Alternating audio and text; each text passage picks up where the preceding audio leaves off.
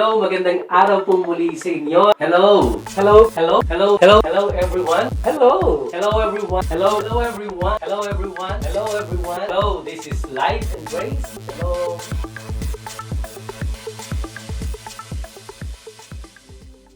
Hello everyone. Ito po si Benjamin Tatanghari at ito po ang Light and Grace.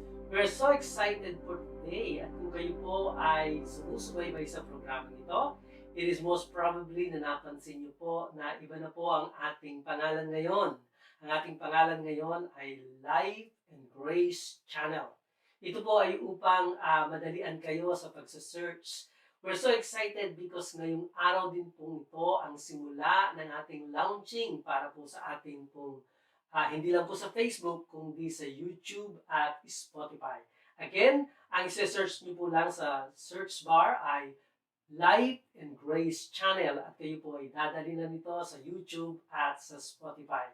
So it is so exciting for all of us na tayo po ay gumagawa ng mga kaparaanan upang lalo po nating maipalaganap ang Ebanghelyo na siyang panawagan ng Panginoon sa ating pong ministeryo ng Eunice in Christ Ministries. Salamat po sa inyo pong patuloy na pagsubaybay at pagpapasa po. Ito po ay pwede nyo pong ma-share, ito po ay pwede nyo i-like, at ito po ay patuloy na magbibigay sa inyo ng mga programa, kagaya po ng series na ginagawa natin ngayon. Dito po sa episode ni Pablo sa mga taga-Philippians, yung po mga kapartner niya sa pagmiministeryo.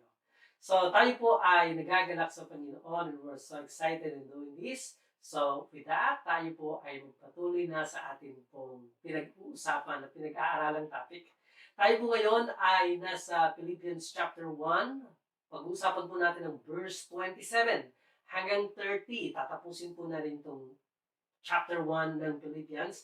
Nung nakaraan po ay nakatapos po tayo hanggang verse 26. At dito po ay patuloy nating natututunan ang ilang mga pananaw ni Pablo patungkol sa buhay at sa paglilingkod sa ating Panginoon. Na ang sabi natin, sa gitna ng kanyang pagkakakulong, isang sitwasyon na tila baga walang kasiguruduhan, ay kaya niya pa rin sabihin na maging ang kanyang, sa gitna ng kanyang predicament o yung kanya pong kinalalagyan na pagkakakulong na ito, kaya niyang sabihin na ito ay nakatulong sa kanyang layunin na maipalaganap ang Ebanghelyo. Ito po ay nagsasabi ng kanyang pananaw na sa gitna ng mga suliranin, problema, ng mga challenge sa kanyang buhay, kaya niyang makita ang positive side ng buhay. At bagamat hindi siya nakasisigurado kung ano ang kahihinatnan nito, ay kaya niyang sabihin ang mga salitang saganang akin, ang mabuhay ay si Kristo at ang mamatay ay pakinabang. Sabi niya po ito sa Pilipos, Kapitulo 1, talatang 21. Sabi niya po sa Wikang Ingles, for me to live is Christ and to die is gain. Napaka-radikal ng pangungusap na ito, hindi po ba? At ito ay nasasabi ni Pablo dahil mayroon siyang insight of eternity.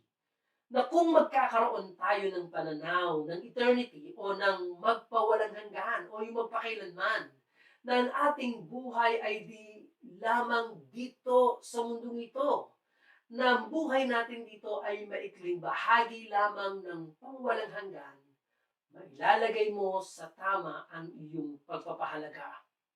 At kahit makaranas pa tayo ng mga pagsubok sa buhay, alam mo na ito ay pansamantala lamang at ito ay lilipas din. Malalaman mo alin ang mas mahalaga at mapipili mo ang mga bagay na excellent sa buhay dahil mayroon kang pagtitiwala sa Diyos ng walang hanggan.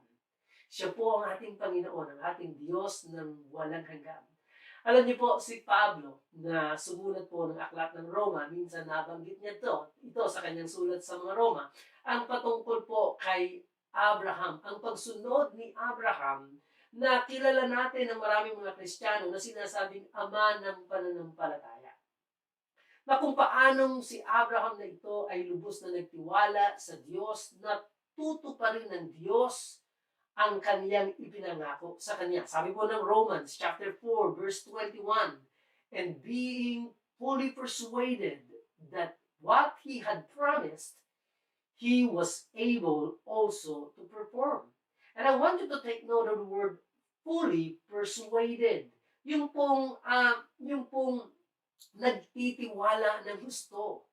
Pwede po nating marating ang lugar na ito na tayo po ay makapagtitiwala ng gusto sa Diyos. Makapagtitiwala tayo sa Diyos ng lubos. That we can be fully persuaded. We can grow. Pwede po tayong lumago sa paniniwala natin sa Panginoon. Kailangan nating matutunan na magtiwala sa Diyos sa maliliit na bagay. Maging sa pang-araw-araw na nangyayari sa ating buhay. Maging consistent tayo na nagtitiwala sa Kanya sa mga simple at pang-araw-araw na kinakaharap nating mga problema. Then, paglipas ng panahon, over time, we can grow na makapagtiwala sa Kanya kahit dumating pa ang malalaking problema sa ating mga buhay. Si Pablo po ay kaya niyang sabihin na ang mamatay ay isang pakinabang. Dahil alam niya that life is not about the length of time we live. Life is about accomplishing our purpose in the time that we live. Ang pinag-uusapan po dito ay hindi yung quantity of time, but the quality of time. Paano natin ginamit ang ating buhay? Paano natin ginagamit ang ating buhay? Alam niyo po, maraming tao ang mayroong audacity to brag about their age. Sasabihin nila, Pastor, I am already 90 years old. I'm already 84 years old and I'm still faithful as a member of that little church across the street. I have wisely lived my life by not abusing my body, having a regular exercise and taking only healthy food. Inaalagaan ko ang aking katawan, kaya ako tumatagal ng ganito. Well, all of these things are good. But let us not forget that the value of life is not on the amount of time we lived, but the accomplishment of purpose that we receive from God. Alam niyo po, kaya lamang naman natin tayo nagsusumikap na mabuhay ng mahaba at mabuhay pa dito sa mundo at maalagaan ang ating katawan natin. Kaya natin ito pinagsusumikapan ay dahil hindi pa natatapos ang panawagan ng Diyos sa ating buhay. May pinapagawa pa si Lord. Kaya ingatan natin ang ating katawan. Pero, alam niyo po, again, ang sukat ng buhay, ang value ng buhay ay sa accomplishment ng plano ng Diyos sa ating buhay. Alam niyo po, ang ating Panginoon Hesus ay nabuhay po ng 33 years dito po sa mundo. At para po sa nakararami, ang kanilang kaisipan ay magsasabi na napakabata pa ng Panginoon para mamatay. But again, namatay siyang fully accomplished ang pinagagawa sa kanya ng Diyos Ama. Kaya nga po, kung ito ang titignan natin, ang buhay ay hindi pahabaan. Ang buhay ay para ma-accomplish natin ano yung tinanggap nating purpose sa Panginoon. Nabubuhay tayo hindi lang para humaba ang buhay. Nabubuhay tayo para sa purpose na ibinigay sa atin ng Panginoon na nais nating takbuhin at abutin. Alam niyo po, maging si Apostol Pablo sa pagwawakas ng kanyang buhay ay nagsabi niyo po nito. Sabi po niya po kay Timothy, sa 2 Timoteo Kapitulo 4, talatang 6 hanggang 8, ang sabi niya, sapagkat dumating na ang panahon ng pagpanaw ko sa buhay na ito. Ako'y mistulang isang handog na ibinubuhos sa dambana. Pinagbuti ko ang aking pakikipaglaban, natapos ko na ang dapat kong takbuhin at nanatili akong tapat sa pananampalataya. Kaya naghihintay sa akin ang koronang gantimpala para sa mga nabuhay ayon sa kalooban ng Diyos. Sa araw na iyon, ang Panginoon na siyang makatarungang hukom ang siyang magpuputong sa akin ng korona, hindi lamang sa akin, kundi sa lahat ng nananabik sa kaniyang pagbabalik. What a wonderful statement and what an assuring statement para po sa atin. na tayo ay makatapos sa ating takbuhin. Ang bawat isa sa atin ay may takbuhin inilagay ang Panginoon. Every single individuals po sa atin ay mayroong purpose ng Panginoon. Mahalaga na maintindihan po natin ito. At kapag naintindihan natin ito, takbuhan natin ang landas na ito. Hanggang sa ito, sa pagtitiwala natin sa Panginoon, ay maabot natin at nagkakaroon ng kahalagahan ng ating buhay. Again, ang buhay ay hindi ang mabuhay lamang sa ating sarili, kundi ang magawa natin ang God-given purpose sa ating buhay. At kung matatapos na natin takbuhin, kung patuloy pa tayong mabubuhay, then purihin ang Diyos. Praise God. Makapaglilingkod-lingkod pa tayo ng lalong lubos sa ating Master. Pero kung may mga pangyayari na ikamamatay natin, mabuti pa rin po ito kasi makakasama na natin ang Diyos. Makakasama natin ang ating manglilikha sa langit. Alam niyo po, wala po tayong katalo-talo. Kay Kristo, lagi kang panalo. And if you have somebody with you na nanonood po nito, sabihin mo ito sa kanya, kay Kristo, lagi kang panalo. Ito po yung dahilan kung kaya si Pablo ay nakapagpakita ng such boldness, katapangan, and such effectiveness sa pagmiministeryo. He had already resolved the issue of death. Hindi mo po siya kayang takutin. Death para kay Pablo is a doorway. At ito po yung totoo. It's a doorway that brings you into the very presence of God. Promotion po ito for those who put their faith in Christ Jesus. Napo-promote po tayo. Kaya po, hindi natatakot si Pablo mamatay. And this is an attitude that made him fearless at laging nakapokus sa pinapagawa ng Panginoon sa kanya. Sana lahat tayo ganito. In short, sana all. Di po ba?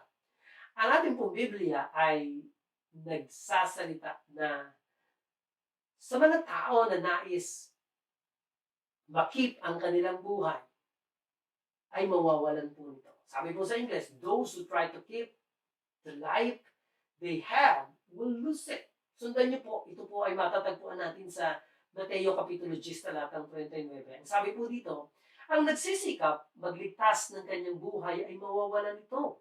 Ngunit ang mawalan ng kanyang buhay alang-alang sa akin, sabi ng Panginoon Hesus, ay magkakamit nito. Alam niyo po, if we will learn to value our eternal lives more and our temporal lives dito sa lupa less, this will solve many of our problems. At alam niyo, mababawasan ng maraming sama ng loob sa buhay na nararanasan ng marami. Sa huling dalawang talata po na pinag-usapan natin noong nakaraang linggo, ito po yung tatlo, 24, 25, 26. Ang sabi po ng Pilipos ay, pero kailangan kong patuloy na mabuhay para sa kapakanan ninyo. Dahil dito, natitiyak kong mabubuhay pa ako at makakasama ninyo para matulungan kayong lumago at maging maligaya sa pananampalataya. At kapag nakabalik na ako sa inyo, lalo pa kayong magkakaroon ng dahilan para purihin si Kristo. Praise God! Alam niyo po, nais kong sabihin sa inyo na nakarelate po ako dito kay Pablo na ang panawagan po ng aming ministeryo ay upang maibahagi sa maraming mananampalataya saan man po kayo naroon na kayo po ay kailangang lumago, matulungan kayong lumago. Ito po yung programa natin. Ang layunin nito ay matulungan kayong lumago at maging maligaya sa pananampalataya. Malaman mo at matagpuan mo na mayroong pang-araw-araw na tagumpay kay Kristo. At ito din po yung layunin ni Pablo sa kanyang pagbisitang muli. Kaya po siya nangangarap na magbisita muli ang mga taga-Pilipos at makita niya sapagkat ito'y makatutulong sa kanilang paglago at magdadagdag ng lalong kaligayahan na ang resulta nito ay lalo nilang pupurihin ang Panginoong Kristo. Ang dahilan ng kanyang pananatili, pangbuhay para po sa kapakanan ng iba. Ito po yung dahilan kung bakit si Pablo ay pinili niyang mabuhay. Ang sabi niya po ng una, para sa akin, ang mabuhay kay Kristo, ang mamatay pakinabang. At ang sabi niya, nahahati ako sa dalawang ito. Gusto ko nang umuwi sa Panginoon, subalit alang-alang sa inyo, mabubuhay ako. So ang dahilan ng kanyang pananatili pang buhay ay para sa kapakanan ng mga mananampalataya kay Kristo sa Pilipos. Sabi niya, makakasama pa ninyo ako para matulungan kayong lumago. Hindi po si Pablo nabubuhay para lamang sa kanyang sarili, kundi para sa ikabubuti ng iba. Ituloy po natin. Ito po yung ating pag-uusapan ngayon. Filipos Kapitulo 1, talatang 27. Sabi niya rito, mamuhay kayo ng ayon sa magandang balita ni Kristo. Nang sa ganoon, makadalaw man ako sa inyo o hindi, mababalitaan kong nagkakaisa kayo at sama-samang naninindigan para sa pananampalataya ayon sa magandang balita. Dito po sa verse na ito ay nagbibigay ng utos si Pablo. Isa pong bilin at isa pong command ang binibigay ni Pablo sa mga taga-Pilipos patungkol sa kung paano sila dapat mamuhay.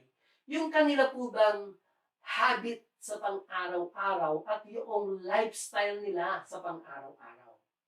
Alam natin ang pinopromote po ni Pablo ay yung makadiyos na pamumuhay. Si Pablo na lubos na nakakaunawa ng biyaya ng Diyos, ang taong mayroong napakalaking kapahayagan patungkol sa biyaya ng Diyos, ay palagi ang nagsasabi sa iglesia, mabuhay kayo ng nagbibigay kaluwalhatian sa Ebanghelyo ni Kristo, na ang buhay ninyo ay maging kasiyasya sa Kanya na tumawag sa inyo mula sa kadiliman patungkol sa liwanag.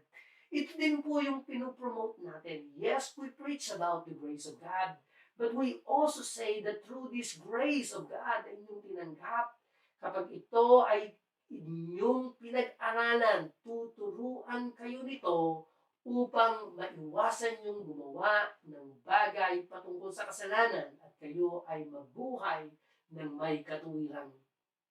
Alam niyo pong biyaya ng Diyos, ang tanging angkop na motivation for living a truly godly life. Hindi po tayo nabubuhay ng makadiyos na buhay para lang para masabi ng tao na banal tayo. Yes, that may be true and that can be a result of this. Subalit ang tanging nararapat na motivation for living a godly life, ang totoong godly life, ay dahil sa biyaya ng Diyos na ating tinamo. Na bagaman hindi tayo karapat-dapat, inibig tayo ng Diyos. Niyakap niya tayo sa ating kasalanan at tayo'y kanyang binago upang mabuhay ng naglilingkod sa Kanya. Hindi po sinabihan ni Pablo ang mga taga-Pilipos to individually strive for the faith ng gospel. Hindi po yun ang sinabi niya. Ang sabi niya, sama-sama kayong manindigan para sa pananampalatayang ayon sa magandang balita. Alam niyo po, may mga bagay na naisin ng Panginoon na hindi kayang gawin sa individual level. And I know you know that. There has to be unity in the body of Christ. Kinakailangan po tayong mga nagpo-profess na tayo po ay mga born again, na tayo mga anak ng Diyos. Kailangan po tayong magkaisa. Alam niyo po, marami pong Kristiyano naniniwalang hindi po ito kayang gawin ng body of Christ o ng Iglesia. Subalit pwede po ito. Kung ito ay inutos ni Pablo, kung ito po ay sinabi ng Panginoon, kaya nating gawin ito, na tayo po ay magkaisa alang-alang sa Ebanghelyo. Alam niyo po, kaya po sa ating pagsulong dito po sa iglesia, sa ating pong iglesia, kayo pong mga kabilang dito sa Eunice in Christ Ministries dito sa Australia at sa Pilipinas, ay tayo po ay nakipag-partner. Hindi lamang po sa Andrew Wommack Ministries sa Australia at sa Amerika, nakipag-partner din po tayo alang-alang sa ikalalaganap ng Ebanghelyo, maging sa SCFAM, sa SCFAM, sa nakabahagi po ng Japan Evangelical Association, maging ang PCEC sa Pilipinas, ang Philippine Council of Evangelical Churches, na mayroong 55,000 member churches, na kung saan tayo po ay kabahagi nito, ay kapartner din po natin sila in discipling the whole nation of the Philippines. Naniniwala po tayong malaking bagay ang may pagkakaisa alang-alang sa ikalalaganap ng Ebanghelyo. Natutuwa po ako na sa darating na itong buwan pong itong August ay magaganap po for the very first time sa Melbourne ang first meeting po ng Southeastern Pinoy Pastors. At ako po ay excited dito, ako po ay a-attend dito, na I hope kami po ay makita namin ang aming pagkakaisa alang-alang sa Ebanghelyo at may bahagi namin ng lalong may effectiveness ang gospel ni Kristo. Kailangan natin ng mas maraming iglesia na magkakaisang nagpapahayag ng mabuting balita ng kaligtasan kay Kristo at ang mga malilikha sa ating pagpapahayag ay magiging matatagumpay na tagasunod ng ating Panginoon Hesus sa kanilang pagkaalam kung ano ang napagtagumpayan ni Kristo sa krus, sa kanyang kamatayan, sa kanyang pagkalibing at sa kanyang pagkabuhay na maguli. Sino tayo dahil kay Kristo at ano ang kayang gawin ng Diyos sa pamamagitan natin na kay Kristo. Alam niyo po, ang lahat ng ito ay napakayaman. Ito po yung sinasabi ni Pablo that the glorious inheritance that we have sa mga mananampalataya kay Kristo. Praise God for that. One of the favorite theme ni Apostol Pablo among the believers ay ang pagkakaisa. In fact, sabi niya po sa 1 Corinthians chapter 1 verse 10, mga kapatid, nakikiusap ako sa inyo sa pangalan ng ating Panginoong Jesucristo na magkaisa kayong lahat na walang hidwaang mamag-itan sa inyo. Magkaisa kayo sa isip at layunin.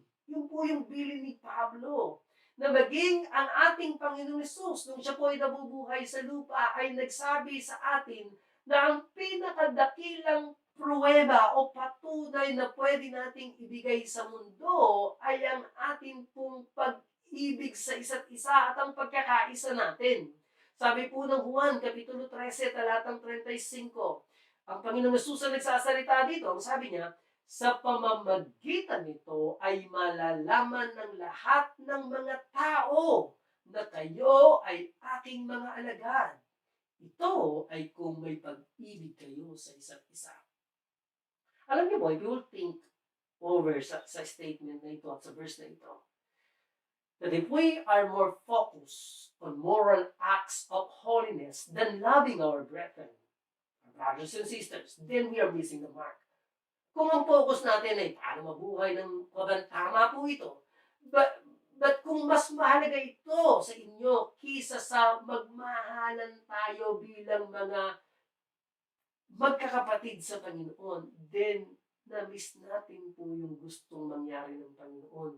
Na tayo po ay makikilala ng mundo, na tayo po ay mga alagad ng Panginoon, kung tayo, sa kabila ng hindi tayo perfecto sa isa't isa, ay magmamahalan at tatanggapin ang isa't isa at magkakaisa para po sa mas malawak at mas mahalagang panawagan ni Kristo na maipahayag ang kanyang mabuting balita. Ang sabi po ng unang Juan, Kapitulo 4, talatang 20, ang nagsasabing mahal niya ang Diyos, ngunit napupot naman sa kanyang kapatid, ay sinungaling. Dahil kung ang kapatid niya mismo na nakikita niya ay hindi niya mahal, paano pa niya kaya magagawang mahalin ang Diyos na hindi naman niya nakikita? Meron pong logic ang sinasabi po ni Juan dito. Di po ba? Kung ang Panginoon na Espiritu na hindi mo nakikita ay sasabihin ng mahal at tapos yung mga kapatid mo na nakikita mo ay hindi mo namamahal, then maybe hindi totoo yung sinasabi mo. Tuloy po natin ang ating pagbabasa sa Filipos Kapitulo 1, talatang 28. Sabi po dito, huwag kayong matakot sa mga kumakalaban sa inyo. Dahil kung hindi kayo natatakot, magiging palatandaan ito sa kanila na mapapahamak sila at ililigtas naman kayo ng Diyos. So, makita niyo po ang sinasabi ni Pablo dito na bagamat inaasahan natin tayo po sa mga Kristiyano, mga born again, mga sinasabi natin anak tayo ng Diyos, inaasahan po ang ating pagkakaisa sa body of Christ. Sa pagsunod naman natin kay Kristo ay mayroon ding kasamang persecution. Meron pong kakalaban sa atin. At ang bilin ni Pablo, huwag kayong matakot sa mga kumakalaban sa inyo. Ayon kay Apostol Pablo, ito po daw ay isang tanda o palatandaan na ang mga kumakalaban sa kanila ay patungo sa kapahamakan. Dahil kung sila ay na kumakalaban ay tunay na mananampalataya, then they would not be fighting their own. Di po ba? On the other hand naman po, yung mga pinapersecute, ang persecution ay isa ring tanda o palatandaan that they are truly born again. Kaya nga po napapersecute. Ang sabi po ni Jesus sa Mateo Kapitulo 5, talatang 10, mapalad ang dumaranas ng pag-uusig dahil sa pagsunod nila sa kalooban ng Diyos. Dahil makakasama sila sa kaharian ng Diyos. Ganun din po sinabi ni Apostol Pablo kay Timoteo. Sabi niya sa ikalawang Timoteo, talatang 3, kapitulo 3, talatang 12, ang sabi niya, ang totoo, ang lahat ng nagnanais mamuhay ng matuwid bilang tagasunod ni Kristo Jesus ay daranas ng pag-uusig. Ang ibig sabihin po ng talatang ito, na ang pag-uusig na nararanasan ng isang mananampalataya ay hindi tanda na siya ay disapproved kay Lord. But rather, it is a sign of true adoption sa pamilya ng Diyos. Kaya sa pagpapatuloy at pagtatapos ni Pablo, ito po ang sabi niya sa verse 29 and 30 ng Philippians chapter 1. Matatapos na po tayo. Ang sabi niya dito, sapagkat hindi lamang ang pribilehiyong sumampalataya kay Kristo ang ibinigay sa inyo, kundi ang paghihirap din para sa Kanya. Ang sabi po sa wikang English, for it is given to us not only to believe, but to suffer on His name. Na tayo po ay dananas din ng pag-uusig. Sabi po sa verse 30, ngayon dinaranas ninyo ang paghihirap na nakita ninyong dinanas ko noong una at nababalitaan ninyong dinadanas ko pa rin hanggang ngayon. Isinasaad ni Pablo sa mananampalatayang mga taga-Pilipos that we are together in this fight. And we should therefore receive encouragement and strength from each other. Magpalakasan tayo sa isa't isa kasi lahat tayong namumuhay ng godly life para kay Kristo ay makakaranas ng pag-uusig. Alam niyo po, suffering persecution is a part of Christian life. Parang hindi po nakaka-encourage yung statement na yun, di po ba? But that is true. Those who live godly shall be persecuted. Hindi naman po lahat ng persecution ay life-threatening or physically abusive ang dating. Yung ilan po, kalimitan, ay rejection. Nire-reject ka ng tao, ayaw kang pakinggan, or mockery, or kukutyain ka o aasarin ka. But wala pa rin pong may gusto nito. But just the same, we will suffer persecution kung tayo po ay nabubuhay alang-alang kay Kristo.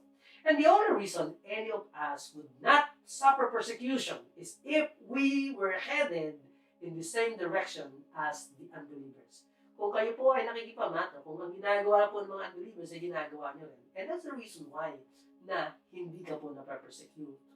When you go God's way, we will bump definitely into the devil.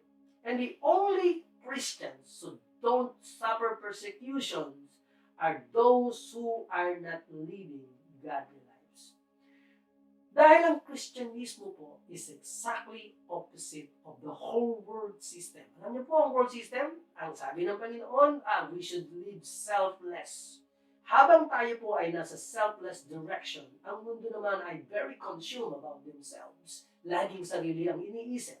Si Jesus ay nagtuturo sa atin na mahalin ang mga tao sa paligid natin while the world is full of hate. And the world and Christianity is in conflict. Magkalaban po ito. Hindi po magkaisa ang kanilang pananaw. And when we turn and swimming upstream against the flow, there will be much more opposition. At At alam po ito ng mga taga-Pilipos, ang persecution na nararanasan ni Pablo nung una niyang bisita sa kanila. Nakita nila kung paanong si Pablo at si Silas have been thrown into jail. Sa Acts chapter 16, nabalitaan nila na nakulong itong si Pablo sa Jerusalem. Nung siya po ay bumisita ng magpipista sa Jerusalem, Acts chapter 21, alam din nilang umapila si Pablo at ipinadala po sa Roma at nakulong din po sa Roma, Acts chapter 25. At ngayon, heto sila na taga-Pilipos na nakakaranas din ng persecution.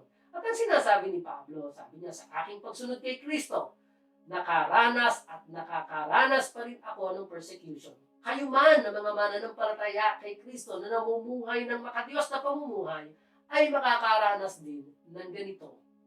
Tuloy po natin ang sinasabi ng Panginoon Yesus doon po sa iniwanan natin sa Matthew chapter 5 verse 10. Ngayon po, isunod po natin yung verse 11 and verse 12 ng Matthew chapter 5. Sabi niya, mapalad kayo kung dahil sa pagsunod ninyo sa akin ay inuunsulto kayo, inuusig at pinaparatangan ng masama. Ganon din ang ginawa nila sa mga propeta ng una. Kaya magalak kayo dahil malaki ang gantimpala ninyo sa langit. Ang sabi ng Panginoon, magalak kayo. Wow, praise God. Kaya parang si Pablo sa Pilipos ay kaya niyang sabihin na rejoice in the Lord always, and again I say rejoice. Sa ating pong pagtatapos dito po sa aklat sa unang chapter po ng Philippians chapter 1, ano po ang naging take-home ninyo dito? Ano po ang naging take-home ninyo? Tapos na po natin ito. Ano po ang tumanim sa inyong puso? Ano po ang natutunan ninyo? Para sa akin, isang malaking challenge at encouragement na makita itong si Apostol Pablo na ang kanyang puso ay nakatuon sa Panginoon, that any price he had to pay, persecution, imprisonment, or even death,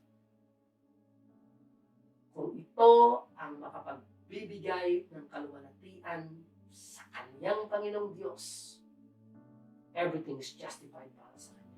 Okay lang kung ito makapagdadala ng kaluwalhatian sa aking Diyos. I love this kind of attitude. Alam niyo po, I am committing myself to have one like this. I know I'm working on this, but I want to be more sincere on these things. I hope kayo man po ay may nakuha sa pagtatapos natin ng chapter 1 ng Philippians.